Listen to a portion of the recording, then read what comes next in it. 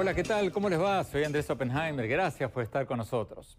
Hoy vamos a hablar con el doctor Alan Lichtman, el profesor de Historia de American University, que acertó en pronosticar que Donald Trump ganaría las elecciones contra prácticamente todas las encuestas que decían que ganaría Hillary Clinton. Pero no solo eso. Este profesor viene pronosticando acertadamente los ganadores de casi todas las elecciones en Estados Unidos desde 1984. Y lo hace en base a un sistema de 13 preguntas clave que, según él, hay que hacerse antes de cada elección, en lugar de escuchar a las encuestas y a los encuestadores. Lichtman pronosticó que Trump ganaría las elecciones y después del triunfo de Trump hizo otro pronóstico, tanto o más arriesgado. Le dijo al Washington Post que Trump será sometido a un juicio político durante su presidencia.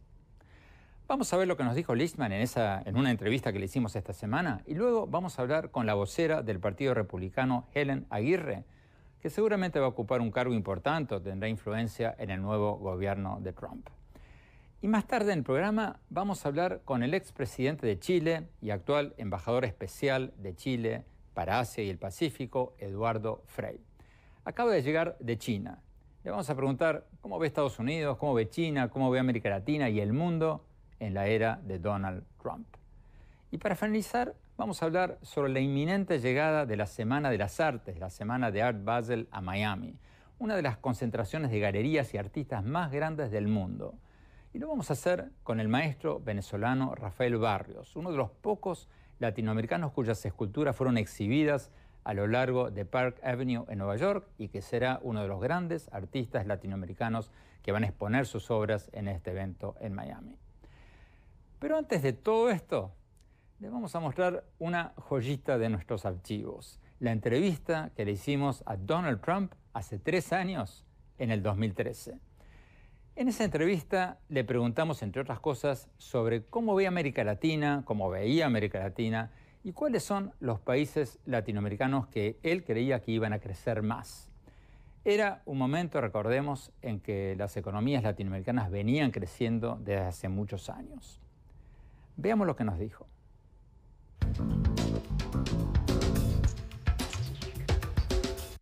Este crecimiento que usted ve en América Latina, ¿usted cree que va a continuar por bastante tiempo? Sí, creo que va a continuar. Este país, Estados Unidos, tiene políticas muy estúpidas. Tenemos gente que no está haciendo un buen trabajo, gente que no lo obtiene. Y hay lugares como Brasil y otros países que lo están haciendo fantásticamente bien sobre nuestra espalda. Y eso va a continuar. No hay razón para pensar que nuestro liderazgo de un momento a otro va a volverse inteligente. ¿Cuáles son los países latinoamericanos que usted ve con mayor potencial para crecer económicamente?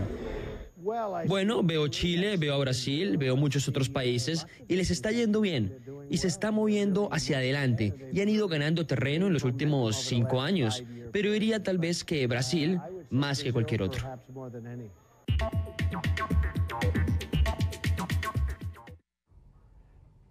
Bueno, en esa no la acertó porque la economía de Brasil se desplomó a partir de ese momento y en el 2015 Brasil entró en una de las peores crisis políticas y económicas de su historia. Pero nos pareció interesante mostrarles esta entrevista porque ya hace 3 años Trump no mencionaba a México entre los países que veía con optimismo.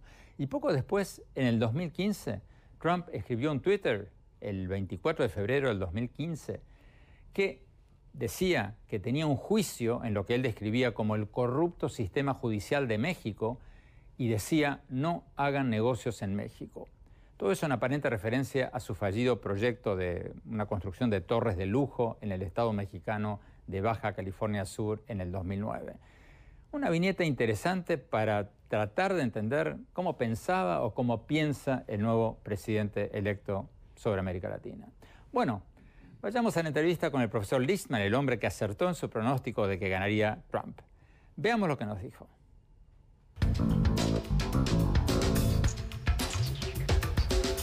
Profesor Lichtman, muchas gracias por estar con nosotros.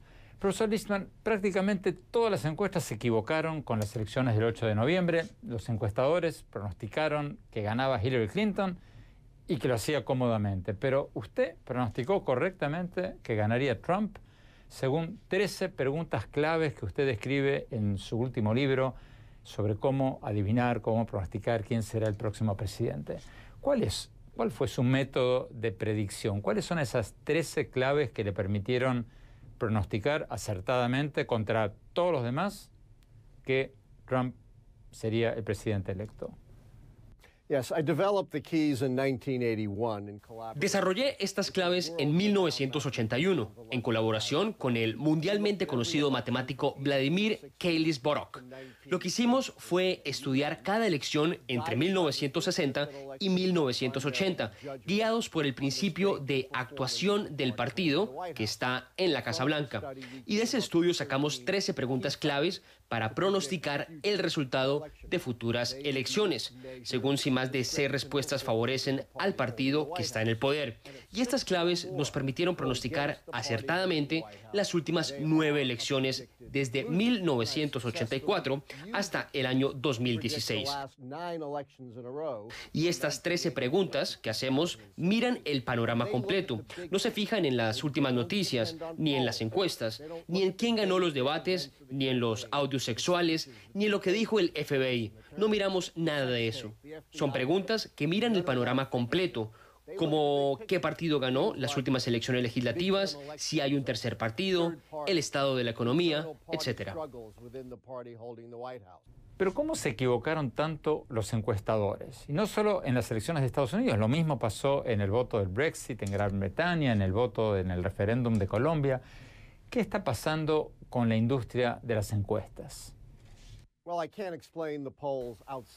No puedo explicar lo que pasa con las encuestas fuera de Estados Unidos, pero te puedo decir lo que está pasando con las encuestas en general, y creo que eso es aplicable para todos los países. En primer lugar, las encuestas no sirven para pronosticar. Las encuestas han sido usadas y abusadas como pronósticos por los periodistas y comentaristas, porque es muy fácil usar las encuestas. No necesitas levantarte de la cama en la mañana para escribir un artículo sobre las encuestas, y eso lleva al error de presentar las elecciones como si fueran carreras de caballos, en los que los candidatos pasan al frente o se quedan atrás todos los días.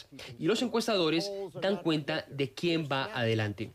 Las encuestas no son pronósticos, son fotografías del momento.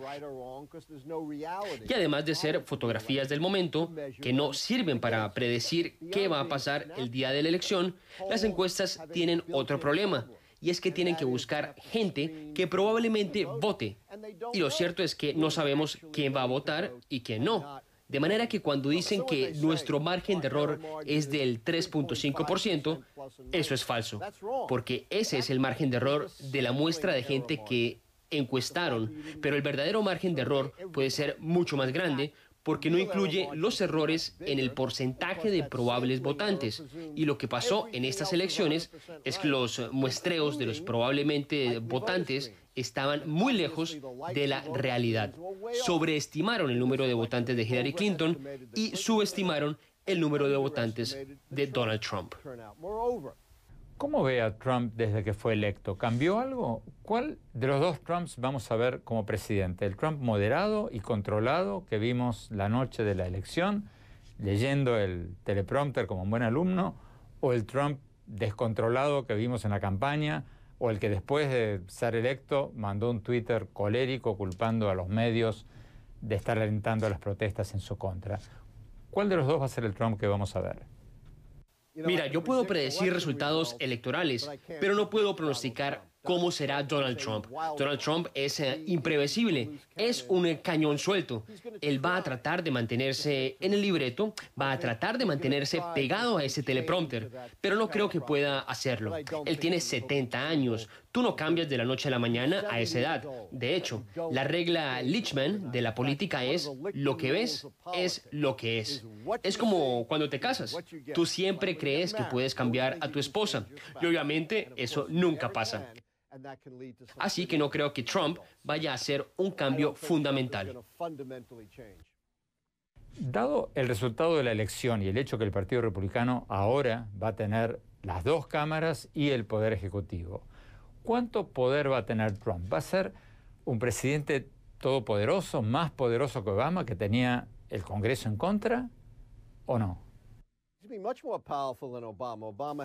Va a ser mucho más poderoso que Obama. Obama tuvo el Congreso de su Partido Demócrata durante algunos años. Además, los republicanos, desde el día 1 de su presidencia, prometieron obstruir todo lo que hiciera Obama. Fueron casi más de 6 años de una completa obstrucción a sus políticas.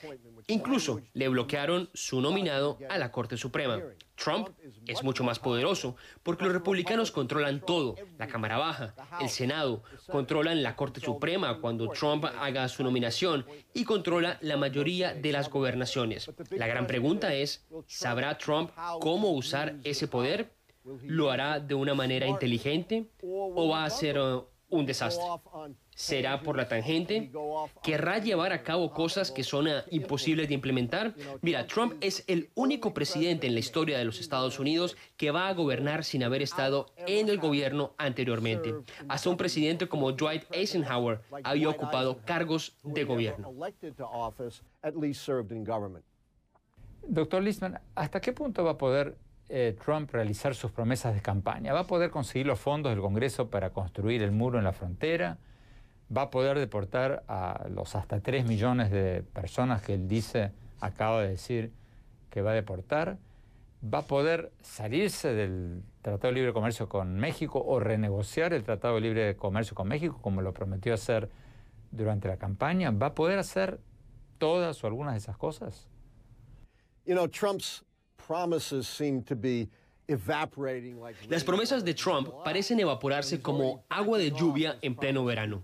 Ya se está echando para atrás en el tema de acabar y reemplazar el Obamacare. Ya lo estamos viendo dar marcha atrás en sus propuestas radicales de deportación. Ya lo vemos hablando mucho más suavemente sobre el tema de construir un muro. Ahora, habla de construir una cerca en algunas partes de la frontera. Así que no está muy claro lo que Trump quiere hacer, ni estoy seguro que el propio Trump tenga claro qué quiere hacer, ya que él no está realmente interesado en las políticas a largo plazo. Pero aquí viene lo fascinante del conflicto entre Trump y los republicanos. Estaba oyendo hace poco a un republicano del Tea Party diciendo que bajo la administración de Trump implementarán su agenda de responsabilidad fiscal y un gobierno chico. Eso es una tontería. Trump quiere un gobierno grande. Mira lo que promete, una fuerza de deportación, un muro costosísimo, un proyecto gigantesco de infraestructura, un programa muy costoso para deportar millones de indocumentados. Todo eso va a inflar como un globo el tamaño del gobierno y el gasto del gobierno. Trump es un presidente de gobierno grande y eso va a provocar un choque con los republicanos que están a favor del gobierno limitado y la responsabilidad fiscal. ¿Pero usted cree que Trump va a cambiar radicalmente las relaciones con México, considerando la integración económica entre los dos países que se ha producido y que se ha acrecentado cada vez más en los últimos 20 años? ¿O por el contrario cree que va a tomar algunas medidas cosméticas para contentar a sus bases y eso va a ser todo? Yo creo que hará cambios cosméticos. No creo que tenga el estómago o el interés de pelear con México. Uno puede creer que Trump es una persona antagónica, pero a él no le gusta entrar en conflictos en los que el resultado puede ser incierto y en el cual podría incluso perder.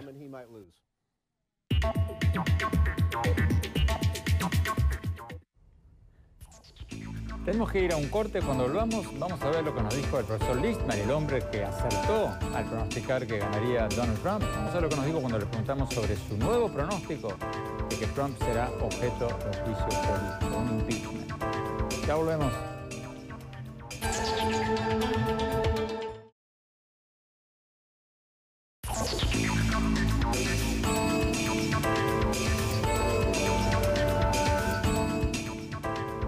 Muchas gracias por seguir con nosotros. Estamos analizando cómo será el gobierno del presidente electo Donald Trump y lo estamos haciendo con el profesor Alan Listman, el profesor de Historia de American University que, contra lo que decían prácticamente todas las encuestas, acertó al pronosticar que Donald Trump ganaría las elecciones.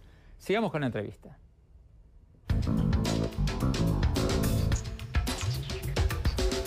Doctor Listman, usted le dijo al Washington Post en septiembre, no hace mucho, antes de las elecciones, que si ganaba Trump, probablemente sería destituido o por lo menos se le haría un juicio político en el Congreso.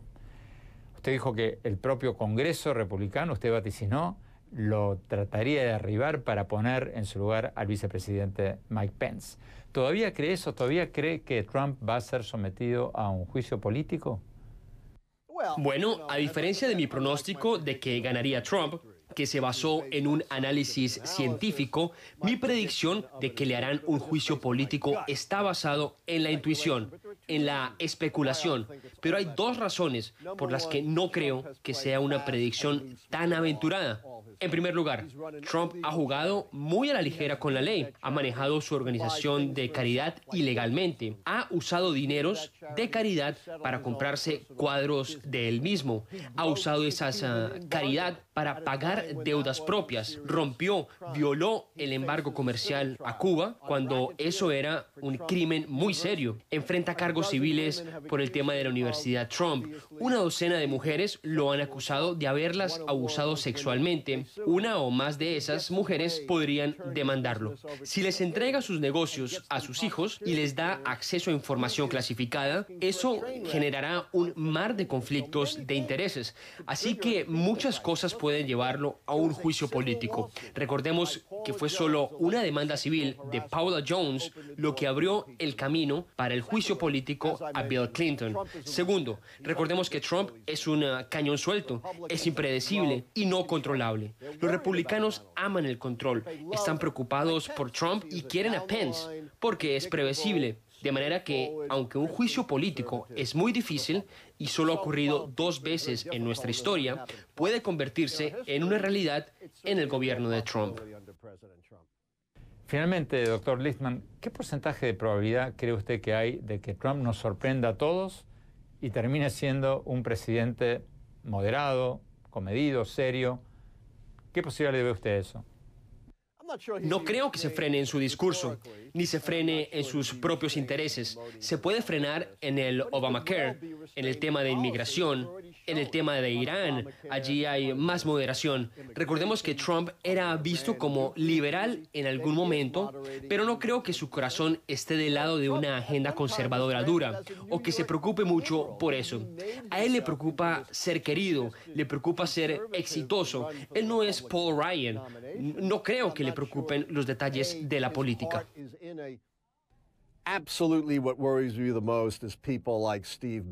Lo que más me preocupa es absolutamente que alguien como Stephen Bannon, el ex jefe de la publicación Breitbart News, esté en la administración y que tenga influencia.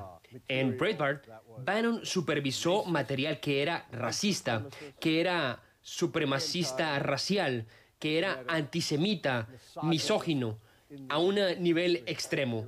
No hay lugar alguno para este tipo de estos sentimientos en el gobierno. Ahora, sé que Trump repudió alguno de estos sentimientos, pero se ha pasado más de un año promoviendo a los nacionalistas blancos, a los neonazis, a los antisemitas. Hey, el Ku Klux Klan organizó una fiesta de victoria por estas elecciones. Yo soy judío americano. He escrito sobre estos temas. Tengo un libro llamado Franklin Delano Roosevelt. Y así es como las cosas empiezan. Las persecuciones y las discriminaciones empiezan de una manera pequeña y luego crecen y se salen de control. Y eso me preocupa. Y lo otro que me preocupa es que Trump tienda a ser un autoritario. Su admiración por Putin, eso me da miedo. No tanto sus políticas en la mayoría de las cosas, sino su autoritarismo. Y finalmente, de pronto, lo más grande es su ceguera ante el tema del cambio climático. El cambio climático es una amenaza real a nuestra humanidad. Eso es lo que piensa la enorme mayoría de los científicos. Y Trump lo ha negado. Ha abandonado la opción de moverse hacia la energía limpia. Y eso realmente pone en peligro a millones de personas. Ese puede ser el peor legado de su presidencia.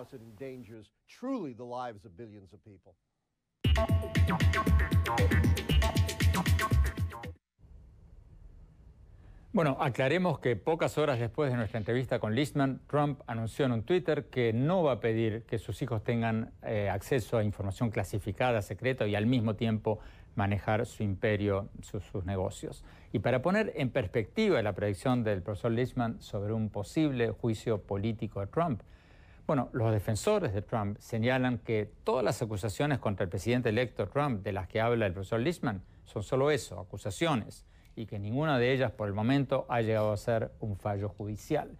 Y además, dicen los defensores de Trump, un juicio político sería difícil. Sería difícil porque requeriría que la Cámara Baja decida que hay que hacer un juicio político y después requeriría que el Senado lleve a cabo ese juicio político.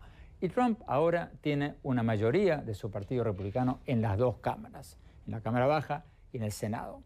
De manera que, según quienes defienden a Trump, no será nada, pero nada fácil que haya un juicio político contra Trump. Ya veremos quién tiene razón. Tenemos que ir a un corte. Cuando volvamos, vamos a seguir hablando de cómo será el nuevo gobierno de Donald Trump. Ya volvemos.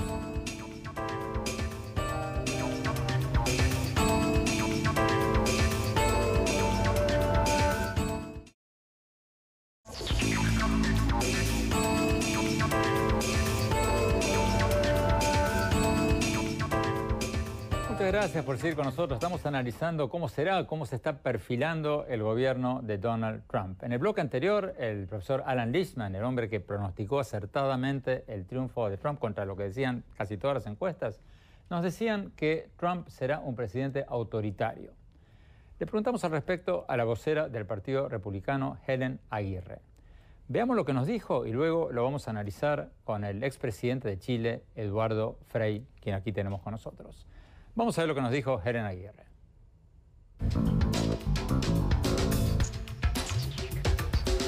Mira, estamos viendo que el presidente electo Donald Trump dijo el miércoles en la madrugada cuando acepta que haya ganado, después que hubo una conversación muy bonita, según él, de parte de la secretaria Hillary Clinton, reconociendo que Donald Trump había ganado. Él dijo que él iba a ser el presidente de todos los estadounidenses y así lo creemos que va a ser. Y va a buscar cómo unir al país y cómo pautar y marcar diferencias y tratar de unir no solo al país, pero sino también a los miembros del Congreso para que nosotros podamos tener los cambios fundamentales que necesitamos y que el pueblo americano, una gran mayoría, piden por ello y claman por ello. 70% de las personas encuestadas, Andrés, indican que el país va por el camino equivocado. Hay que buscar ese camino, enderezar camino y buscar soluciones que realmente puedan ayudar a la mayoría posible y particularmente a aquellas personas que han sido muy lastimadas por esta economía.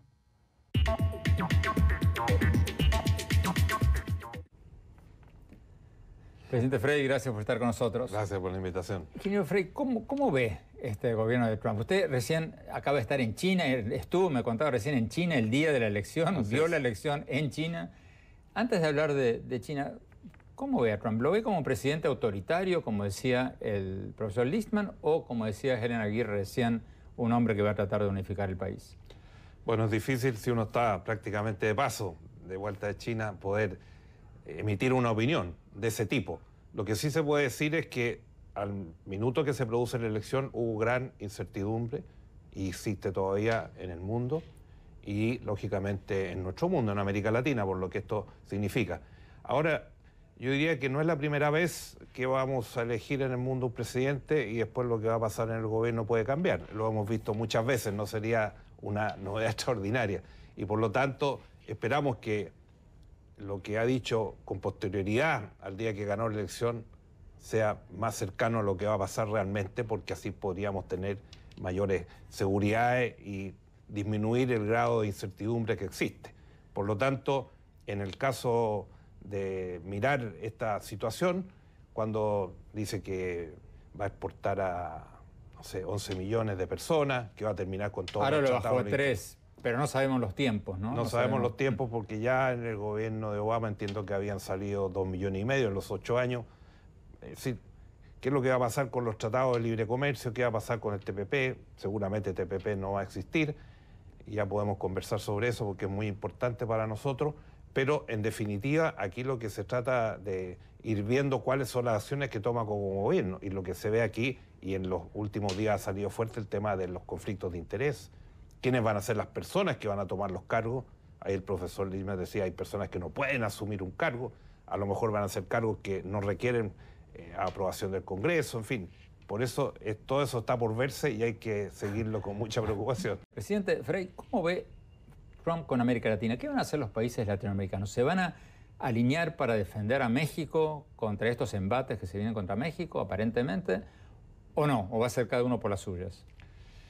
La experiencia nos demuestra que en esto la solidaridad internacional no es muy directa y explícita. Yo pienso que aquí lo que tenemos que hacer es aumentar nuestro proceso de integración. Creo que Alianza del Pacífico es un gran esfuerzo, sobre todo frente al Asia.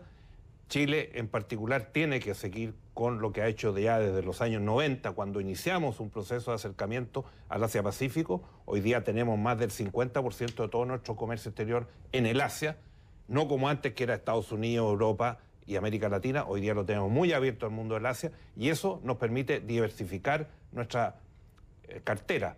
¿Por qué?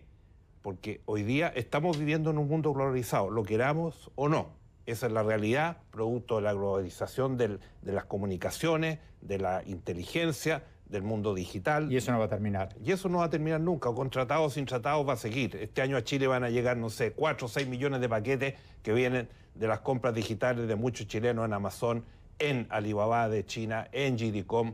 Por lo tanto, esa globalización no la vamos a parar. Y eso significa que estamos protegidos en el sentido que somos un país pequeño.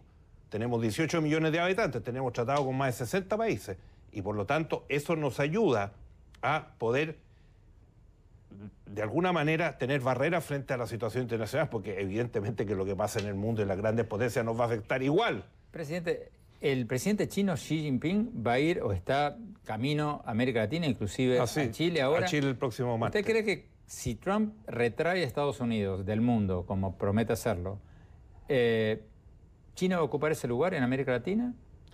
China está ocupando muchos espacios. Ha ocupado espacios en el África, muchos. Ha ocupado también espacios en América Latina. Está haciendo grandes inversiones. Con el caso de Chile teníamos 45 años de relaciones. Tenemos tratados de protección de inversiones. Hay bancos chinos que están llegando a nuestro país. Pero lo más importante es lo que señalaba antes yo, el 50%. Este año, no históricamente, este año, el 50% de todo el comercio exterior de Chile ha estado en el Asia, por eso estamos en ASEAN y por eso firmamos un acuerdo con la India, por eso que estamos participando. Pero va a continuar eso porque China, la economía china tampoco está yendo muy bien, bajo parámetros chinos, por supuesto. Bueno, pero evidentemente que China tiene fortalezas y China se está transformando y está aprendiendo a transformarse en una potencia mundial. ¿Cómo se va a desarrollar en materia de paz? ¿Cómo se va a desarrollar en materia de comercio? Cuando se firma el TPP, ellos ponen las alarmas y comienzan a hacer un TPP que ASEAN más 3, ASEAN más 6, y en eso están trabajando. Y ahí nosotros también estamos observadores, porque no queremos quedar fuera de eso. Entonces, la relación de China con América Latina ha ido subiendo. La visita del presidente Xi Jinping a Chile marca nuevos temas. El tema de innovación, el tema de inversión en altas tecnologías, el tema de la astronomía, que es un tema nuevo en Chile. Chile, hay un solo caso en que es potencia mundial en un tema astronómico. O también la idea de unir a nuestro país con China a través de una fibra óptica. Son temas de la relación que tenemos, que no es solamente comprar y vender, sino que tenemos otras cosas. Expresidente Frey, nos están pidiendo corte. Muchísimas gracias. Ojalá lo tengamos pronto para seguirla, porque hay muchísimo más que hablar de esto. Muy bien. Vamos a un corte rápido, ya volvemos.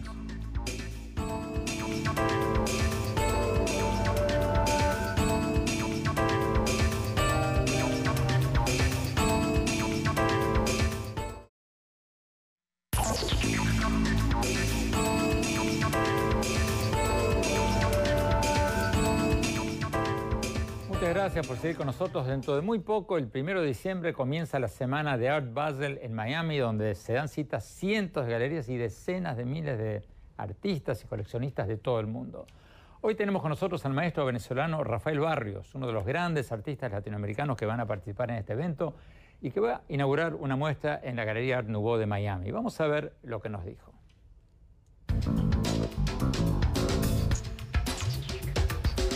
Maestro Rafael Barrios, muchísimas gracias por estar con nosotros. Maestro, ahora se viene la semana de Art Basel en Miami, cientos de galerías latinoamericanas, miles, decenas de miles de galeristas y coleccionistas de todo el mundo. ¿Cómo se explica este fenómeno del arte latinoamericano? ¿Es un fenómeno económico o es un fenómeno artístico? ¿Por qué ya van tantos años y esto crece, crece, crece y no para de crecer? Yo creo que eso es un fenómeno que viene dándose en la historia de la humanidad desde hace muchos siglos. Toda ciudad que se ocupa del arte, que involucra y mete en su contexto el arte, pues llega a un punto en donde se convierten en las ciudades más importantes del mundo, por el arte en sí y su cultura, evidentemente. Ahora bien, yo asistí a la primera Feria de Arte de Miami en el Convention Center. Miami Beach, cuando se llamaba The Miami Beach Art Fair. Hoy en día, me imagino que es por mercado, pues le han cambiado el nombre de Art Basel. Geográficamente opuestos.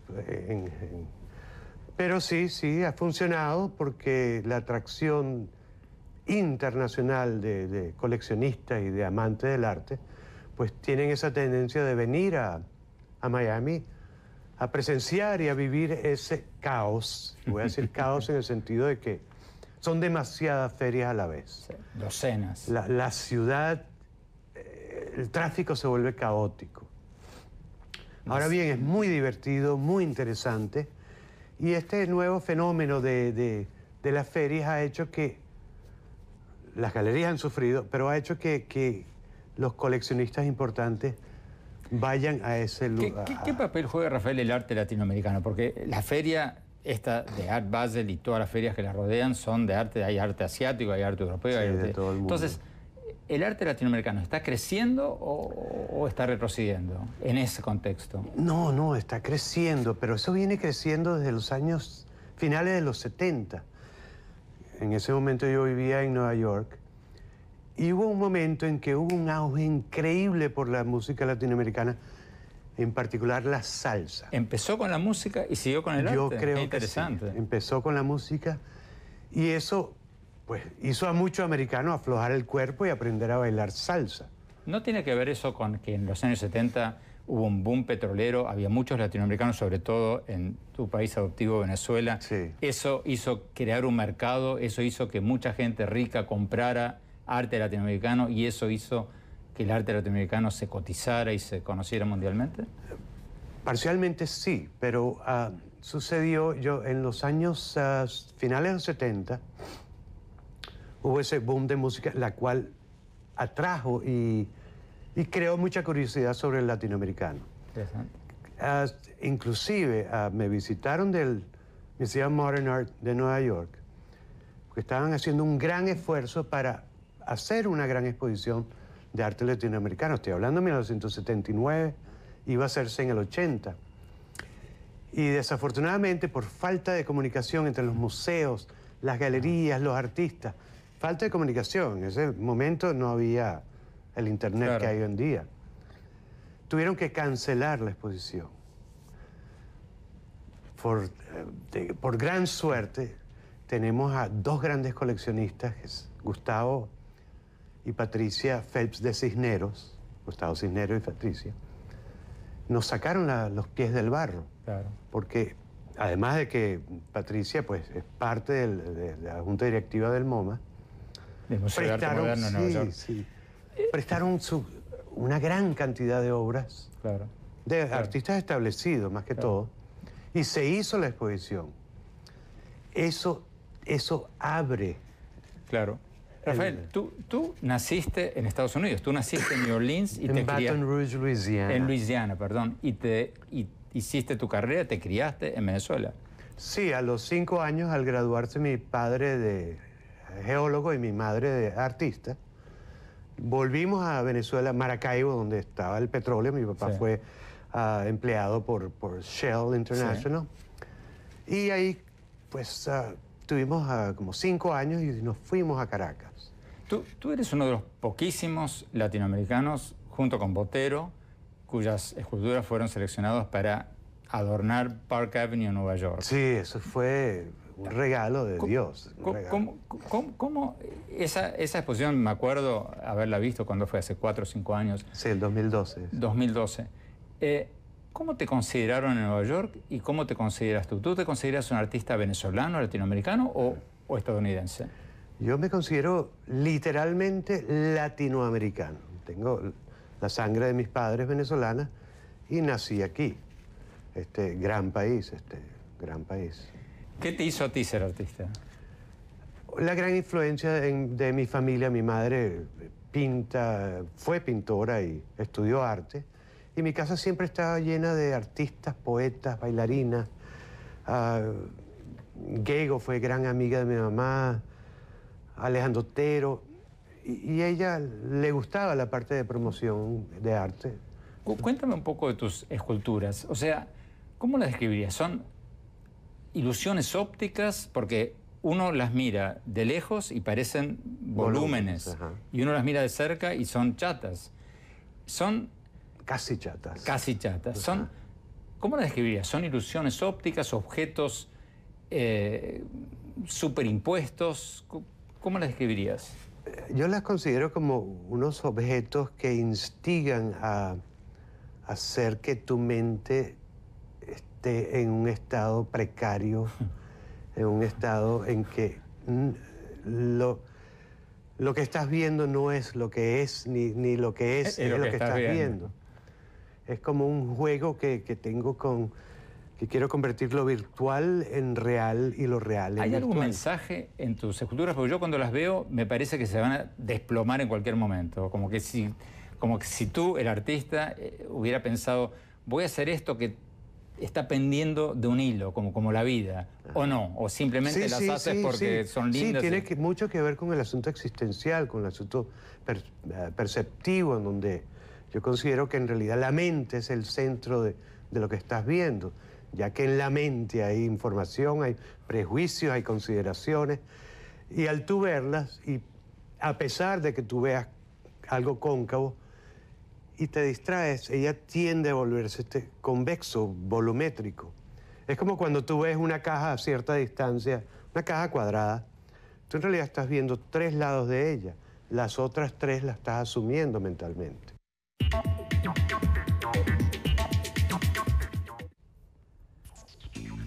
Tenemos que ir a un corte. Cuando volvamos, mi opinión sobre los primeros pasos de Donald Trump como presidente electo. Ya volvemos, no se vayan.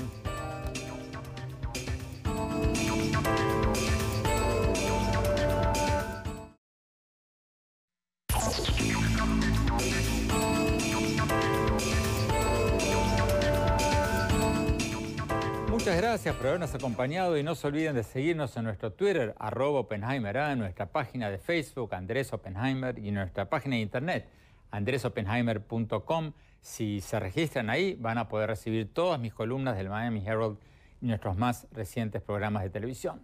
Les recuerdo la dirección, es andresoppenheimertodoseguido.com. Bueno, sobre el programa de hoy. Es muy temprano para emitir un juicio sobre el presidente electo Donald Trump sin que nos acusen de estar atacándolo antes de que empiece a gobernar. Pero dándole el beneficio de la duda, hay que darle el beneficio de la duda, quisiera poner el acento en algo preocupante que él podría ayudar a solucionar. Y estoy hablando del aumento de los delitos de odio racial durante y después de la campaña electoral. Según el Centro Sureño Legal contra la Pobreza, ya hubo más de 400 delitos de odio racial reportados desde el día de las elecciones el 8 de noviembre. Y la cadena NBC confirmó independientemente varios de ellos, pintadas con leyendas de "Esta es una nación blanca" en iglesias que ofrecen servicios en español, esvásticas nazis y casos de bullying, intimidación a niños en las escuelas.